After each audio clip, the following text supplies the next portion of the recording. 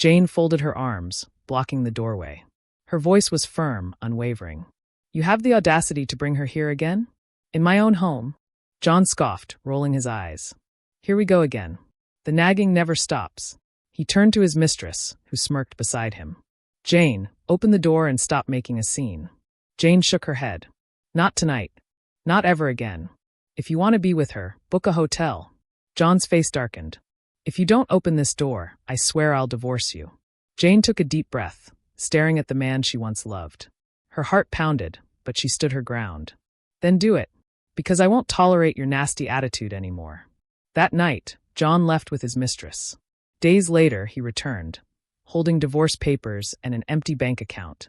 "Sign it," he barked. Jane stared at the papers, then back at him. "Are you sure about this?" "Just sign," he shouted. Find out in this gripping story.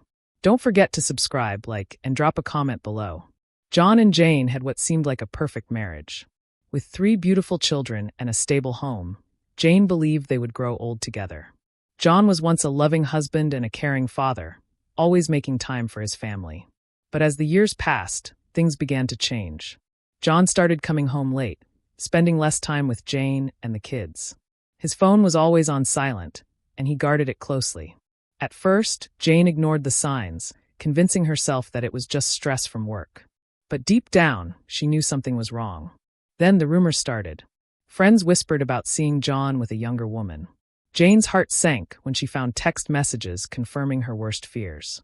Confronting him only led to heated arguments. John no longer hid his affair, he flaunted it. He started bringing her mistress to his matrimonial home. One evening, he came home with a chilling announcement.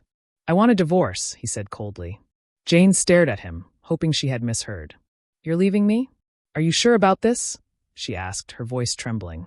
"Yes," John replied without remorse. "I love someone else." Before Jane could process the betrayal, John drained their joint account and left with his mistress. Jane, now abandoned with 3 children, had nothing. The night John walked out, Jane sat on the cold floor of their living room, holding her children close as silent tears streamed down her face. She had no savings, no job, and no idea how she would feed her kids the next day. The weight of betrayal crushed her, but she had no time to break down. Her children depended on her. The reality of her situation hit harder when the landlord came knocking. "Madam, your rent is overdue. You have 2 weeks to pay, or you'll have to leave." Jane pleaded for more time, but the landlord had no sympathy. 2 weeks later, with no money and nowhere to go, she packed up what little she had and left the house. She wandered the streets, knocking on doors of friends and distant relatives, but no one wanted to take in a woman with 3 children. That night, Jane and her kids slept in a church compound. Her eldest son, David, held her hand tightly and whispered, "Mom, we will be okay." His words gave her strength. Determined to change their fate, Jane swallowed her pride and began job hunting. She had no degree, no experience, only desperation. She tried cleaning jobs, selling petty goods, and even washing clothes for strangers. Some days, they ate only once, and Jane went to bed hungry, so her children could have enough. Then luck smiled on her. A kind woman at a restaurant took pity on her and offered her a job as a kitchen assistant. It was back-breaking work, but it paid just enough to rent a small 1-room apartment. The day she got the keys to their new home, Jane held her children and promised, "No matter what, I will never let you suffer again." John's new life with his young mistress, Sandra, was everything he had dreamed of, at least in the beginning. Free from the responsibilities of family life, he spent recklessly, showering Sandra with expensive gifts, vacations, and designer clothes. Every weekend was a party, and every night was filled with pleasure. He convinced himself that he had made the right decision. But good times don't last forever. Months passed, and John's bank account began to shrink. Without Jane's careful management, his finances spiraled out of control. He ignored the warnings at first, believing he could always make more money. But his once successful business deals started failing, and debts piled up. Sandra was the first to notice the change. "John, why haven't we gone shopping this week?" she asked one evening, inspecting her freshly painted nails. "I've been handling some business setbacks. Just give me a little time," he assured her. But time was not on his side. Bills went unpaid, loan sharks began calling, and John started selling off his belongings just to keep up appearances. Sandra grew impatient. I didn't leave my life behind to be with a broke man, she sneered one night. You're becoming pathetic. As if financial ruin wasn't enough, John's health also began to fail. At first, it was just exhaustion. Then weakness. Soon, he could barely get out of bed. Sandra had no interest in taking care of a sick man. John, I can't do this. I need a real man, not a weak, useless vegetable, she spat. One morning, he woke up to find her bags packed. She didn't even bother to say goodbye. Good luck, was all she said before walking out the door and into the arms of a wealthier man. For the first time, true fear gripped John's heart. He had nothing left, no money, no home, no family. Only regret. As he lay in bed, staring at the ceiling of the empty apartment, he realized his greatest mistake. He had thrown away the only people who truly loved him. He sat on the cold pavement, staring at the tattered remains of his belongings. The landlord had tossed out his bag after he failed to pay the rent. Weak and desperate, John decided to go back to the house where he had once lived with Jane and their children. He imagined Jane opening the door, shocked to see him in his miserable state. Maybe she would be angry at first, but then she would see how broken he was and take him back. But when he arrived, his heart sank. The house was different, new curtains, fresh paint. Strangers now lived there. Confused, he approached a neighbor. "Where is Jane?" he asked, his voice hoarse. The woman eyed him with disdain. "You have the guts to ask? Your wife packed up and left 2 years ago. She struggled alone after you abandoned her. Do you really think she'd wait for you?" John felt his legs weaken. 2 years. Had it really been that long? "Do you know where she went?" he pleaded. The woman scoffed. "She moved far from here. Got a job, took care of her kids. Unlike you." John swallowed the lump in his throat. He had expected anger, but hearing that Jane had moved on without him was a crushing blow. He had lost everything, his wealth, his mistress, and now his family. With nowhere to go, John wandered the streets. His body, once strong and confident, was now frail. His fine suits had been replaced with torn, dirty clothes. At night, he slept on park benches, shivering in the cold. Hunger gnawed at him, and he was forced to beg for food. Some people pitied him and gave him a few coins. Others ignored him, just as he had once ignored his responsibilities. Days turned into weeks. His once handsome face became unrecognizable, hidden beneath an overgrown beard and unkempt hair. He was no longer John, the wealthy man. He was just another homeless beggar, forgotten by the world. One day, as he sat at a park begging for alms, he heard the laughter of children. He looked up and saw a familiar face, his daughter. His heart pounded. Was this real? Was fate giving him one last chance? But before he could react, Jane appeared, holding their youngest child's hand. John's breath caught in his throat. His family, the ones he had abandoned, were standing right in front of him. Would they recognize him? And if they did, would they ever forgive him? The park was filled with laughter and the scent of roasted corn from nearby vendors. Jane watched her children run around, their giggles filling the air. It had been a long road, but she had built a life for them, without John. "Mom, look!" her daughter suddenly shouted, pointing toward a figure sitting on a bench. "It's Dad!" Jane's heart stopped. Slowly, she turned, and her breath caught in her throat. The man sitting there was barely recognizable. His clothes were filthy and torn, his face covered in a thick, unkempt beard. His once proud posture was now hunched, his hands trembling from weakness. "John." For a moment, she just stared, unable to process what she was seeing. This was the same man who had abandoned them, now reduced to nothing. John looked up and met her eyes. Shame filled his face as he struggled to stand. "Jane," he croaked, his voice weak.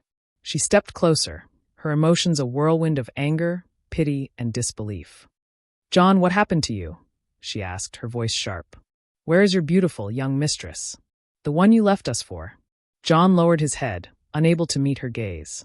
"She's gone," he admitted. "She left when I had nothing." Jane let out a bitter laugh. "So now you come back? After abandoning your family for 2 years? You didn't care if we lived or died, and now you expect me to what? Take you back." "Jane, please," John whispered. "I made a terrible mistake. I regret everything." Her hands clenched into fists. "Regret doesn't change the past, John. It doesn't erase the nights my children went to bed hungry. It doesn't bring back the home we lost. I had to rebuild our lives alone while you were out living your fantasy."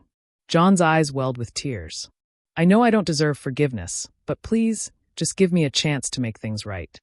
Jane shook her head, her heart pounding. She had suffered too much because of this man. Taking him back would mean reopening old wounds. Without another word, she turned and walked away. But as she left, she heard soft voices behind her, her children whispering, their eyes filled with uncertainty.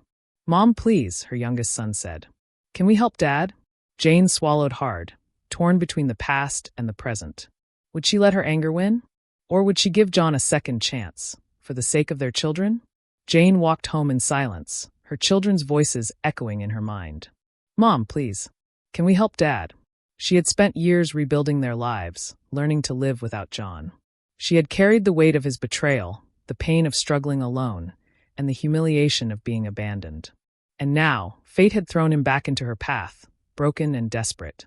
She glanced at her children. Their innocent hearts still longed for their father, despite everything he had done. That night, Jane lay awake, staring at the ceiling. Could she find it in her heart to forgive? Not for love, but for her children? The next morning, she returned to the park. John was still there, sitting on the same bench, his eyes empty. When he saw Jane approaching with their children, he braced himself, expecting rejection. Instead, Jane let out a deep sigh and said, "Get up, John." His eyes widened. "What? I'm not doing this for you," she said firmly. "I'm doing this for them." She gestured toward their children, who watched with hopeful eyes. "You have one chance. If you mess this up again, you're on your own forever." John felt tears burn his eyes.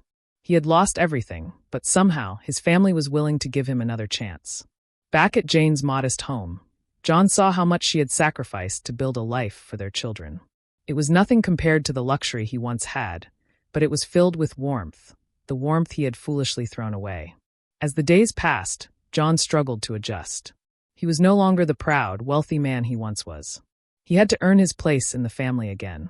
Trust was not given easily. Jane barely spoke to him unless necessary, and the children hesitated around him, unsure if he would disappear again. John knew he had a long road ahead. He had to prove, through actions and not just words, that he had changed. One evening, as he helped his youngest son with homework, Jane watched from the kitchen. She still wasn't sure if she could ever love John again, but for the first time, she saw something different in his eyes: humility. Perhaps time would tell if forgiveness was truly possible.